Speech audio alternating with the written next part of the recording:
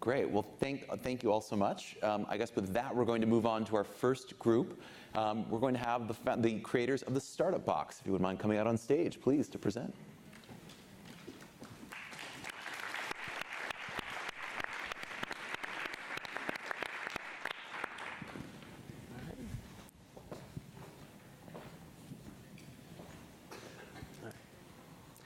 Good evening.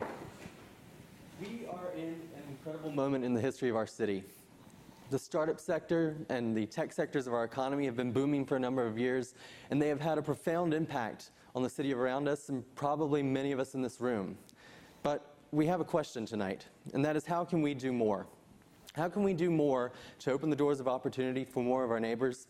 How can we make sure that everyone in this city has access to the skills, the creative, entrepreneurial, and technical skills that are required to gain access into these sectors of our economy and the opportunities that they afford? The project that we're presenting tonight looks to a number of precedents.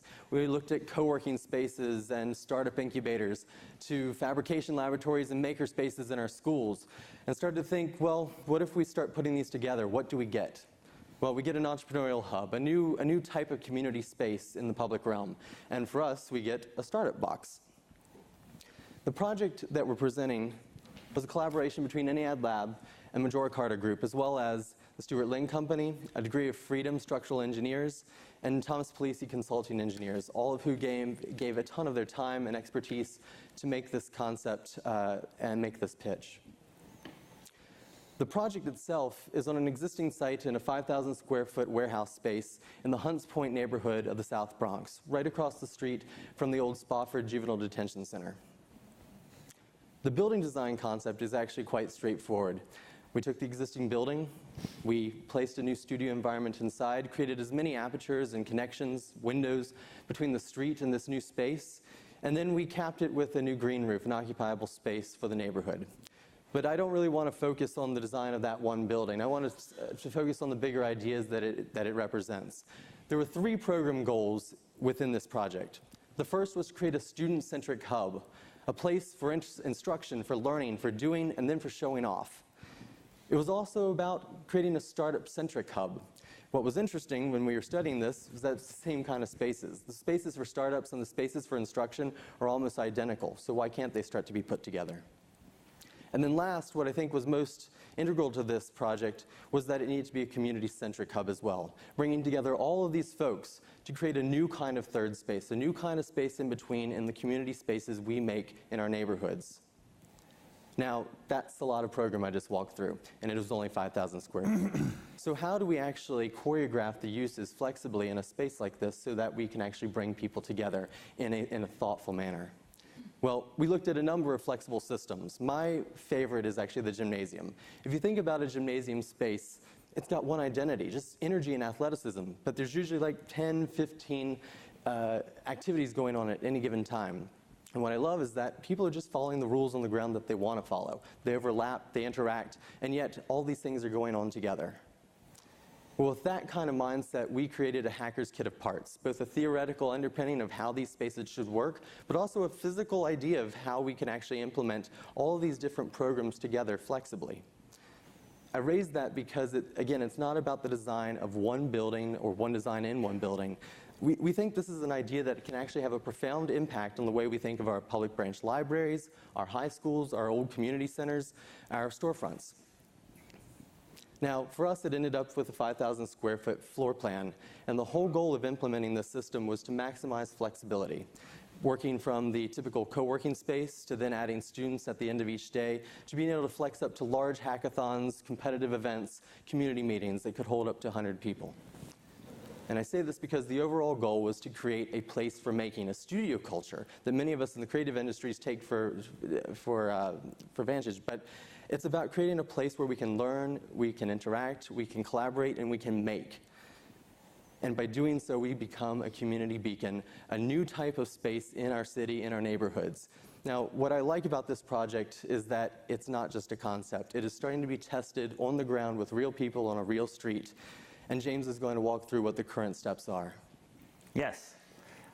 We were blessed with not having the $4 million that it would have taken to build what they put down on paper, and we had to go with a literal 10% beta, where we were working with a 5,000 square foot plan. We went down to a 500 square foot storefront, and where we were looking at the opposite ends of real entrepreneurial acumen and startups on one side, and maybe high school students in terms of an educational market on the other side. We had our limited resources, and then we found also limitations in square footage and limitations in the sort of business acumen that we could depend on to populate a space like we were envisioning at this moment in the Hunts Point, South Bronx time.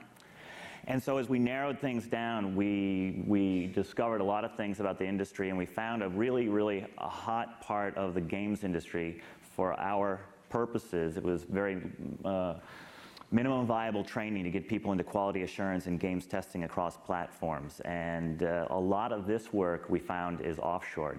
And those are the building blocks of a diverse talent tech pipeline. So we thought what we need to do is not concentrate on the training, but concentrate on the kinds of interactions that Andrew was talking about. And we turned this into a testing facility by day, where we do client visits downtown a couple times each month in order to have some touch, but not in their office. And then we do the work up in the Bronx. And what was great about what actually happens when you throw a beta on the ground is that our testers, who were avid gamers, and that's why they were attracted to this kind of work, realized that they could flip our equipment and our space in the evenings and turn it into an arcade. And so that's generating revenue now. And then during the day, they're generating a different kind of revenue. And it all involves that nice big window out on the street and making this very much a part of the sidewalk life that people walk past and see in, and they see positive economic activity, where before there was just a cruddy corner store. I think that's All right, it. well, all right, well, thank you both so much. I really appreciate this. Yeah, quick round of applause. Thank you for the presentation.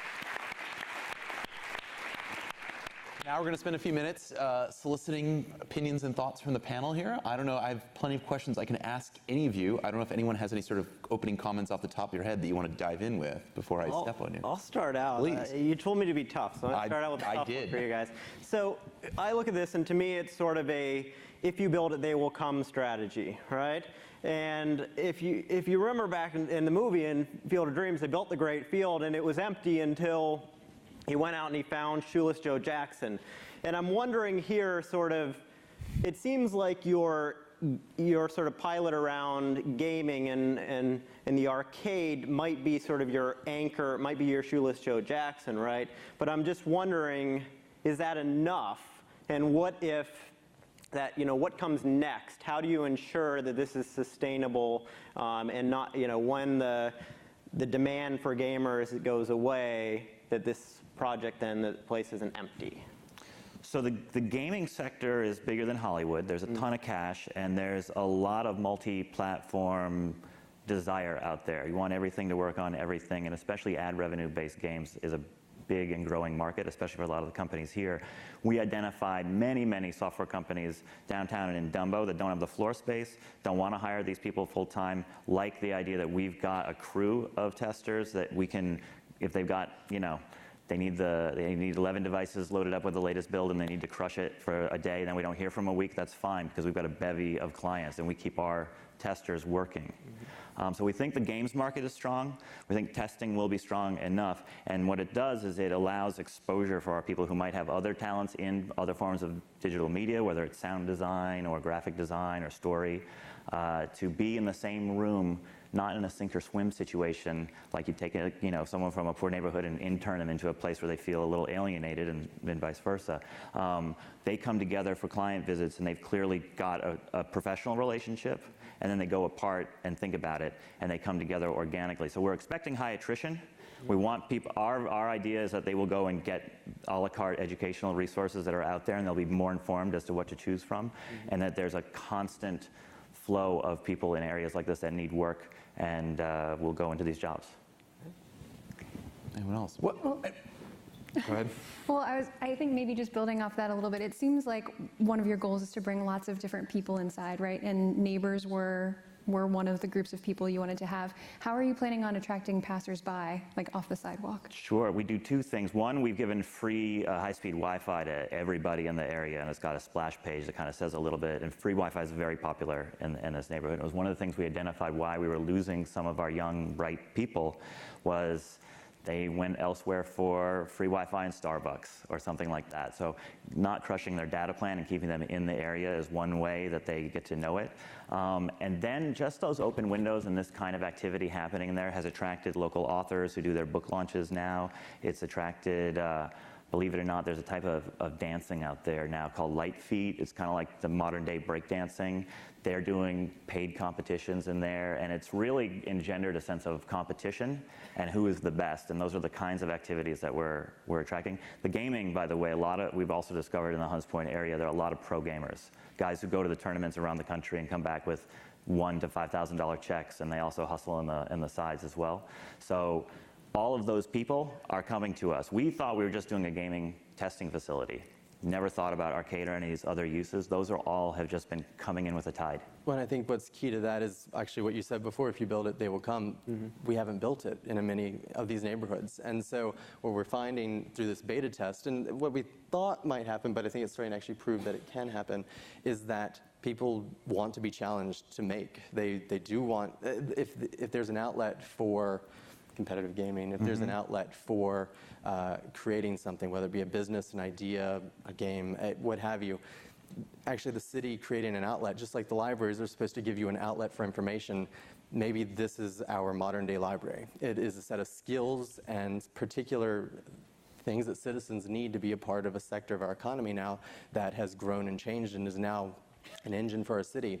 So if we're not opening that door, building it, if you will, then they won't come. And I think that is the key part. What are the types of spaces throughout our city that can do this? Not just in the one site, but throughout. I have two questions. One, on the build it, what is the rollout plan? What's the sort of long-term goal of how to expand this? And two, is related, what does the finances look like? What are your costs and what is the revenue coming in? And how much, right now, are you dependent on outside sources of funding? So we're in a R&D phase right now. We're still really getting to know the market. We're getting great reception. We give 2-week free trials, and then we talk about billing. We're never going to be cheaper than the offshore, but we have a huge value add, which is our testers are your market. You can talk to them. It's a different kind of dynamic. We would love to still make something like we designed with AnyAd. However, we're also finding, again, when you put something on the ground and you see how it works, there's a ton of 500 square foot storefronts all over the place that are really underperforming and can be turned into these, and it might be more of a modular approach. The finances, they suck. You know, we're how did you finance this originally? And I'm less interested in the model of how much are you breaking even? How did you finance the beginning? Sure. How much money, if you don't mind asking? I'll go out on a limb and say Majora Carter spent close to $250,000 to get this to where it is. Since then, we've had less than that come in from nonprofit funding. We created a nonprofit to help incubate this. We have a business plan that says we're revenue generating by the end of 2015 and profitable by the end of 2016, but we really want to sink into the testing and quality assurance space very deeply and get a broad range of clients because it's a very up and down thing. And we're looking for seed investment. Well, I'm going to say I may be the host, but I have a question of my own as well I want to throw out here. And that is, I mean, you know, first you're looking at Startup Box's startup culture, which is a very insular culture. Let's come out and say it's generally a very white male educated culture. And then as implemented, it's very much about gaming, which, you know, of course, gaming is a broad activity, but as an industry is also still very startup-y that way. So my question is, you know, when you invoke like a library, I mean, libraries are stodgy and now game for redevelopment, but libraries are very neutral spaces and have a culture of sort of neutrality. Anybody can use a library. How do you intend to sort of guarantee inclusion, I guess, in this, or really sort of project out there that everyone is welcome to use it for potentially other uses, you know, particularly in its unbuilt 5,000 square foot form? How do you culturally engineer? I would say it's not for everyone. This is not for people who want to complain. This isn't for people who are into justice. This is for people who are like, I'm the best. I'm going to beat you. I'm going to make more money than you, and I'm going to love doing it. And that's the kind of people that we attract to this space. And that's not something that is encouraged in a lot of poor neighborhoods. And the typical kind of fortressy community center that came about probably out of 70s and 80s, like real reasons why that came out, we're the opposite of that. We picked a place with the biggest corner windows as possible. We could not be more open And then we to the made even community. more windows. Yeah. So does that answer the? Is that? It is. It's the Uber box. Yeah. You put it that way. Yeah. Other questions, thoughts from our panelists? What do the numbers look like in terms of when you're profitable? Like how many folks do you have that are doing testing, as on games? Like what? Sure. Well, so like it's not like a hockey stick kind of thing, which is why the venture capital money doesn't. It's more we're marking up on labor, and so it's a very incremental build, and our overhead can stay pretty much stable while we add more testers with more jobs, and that's where it gets profitable at about 50 testers total. So we will outgrow the space. And either have graduated some people who can do the testing remotely because they're really in it, or we'll find bigger space. But it's not an exact science, and again, that's why for the rest of this year we're in R&D until the end of the year, and we're giving away free samples, and we're just learning the industry inside out and seeing what they will pay and how we can make our value irresistible. Is this something that you just want just for this neighborhood, or are you only trying to have one? We're working on Startup Box Harrisburg, PA, and Compton, and we want them everywhere. We want them in Queens and Staten Island and all over the city as well. And from a broad design question, I mean, I think we can impact so many types of spaces with this way of thinking, whether it is literally spaces that we already have at our disposal, the old community centers, the libraries that we're trying to revamp throughout the boroughs, the high school spaces that may, why doesn't every high school in this city have an incubator in it? Mm-hmm. And why doesn't every tech company in this city have a direct conduit to a high school in this city? I mean, it starts to raise those kind of questions that, just to your point, maybe it isn't for everyone, but it is for those people that are the backbone of the city. That have always been the backbone of the city, who kind of grab the bull by the horns and find what they need to make what they want to come true. I mean, there's a certain bit of that to this, but I think the bigger question isn't just at the scale of the storefront. I think you're totally right, because the modular thing completely could work in so many neighborhoods throughout the city, but it's also in a number of the pieces of infrastructure that we already have and don't know how to use it best. Great. All right, well, thank you both so much. That wraps up for now. Another round of applause.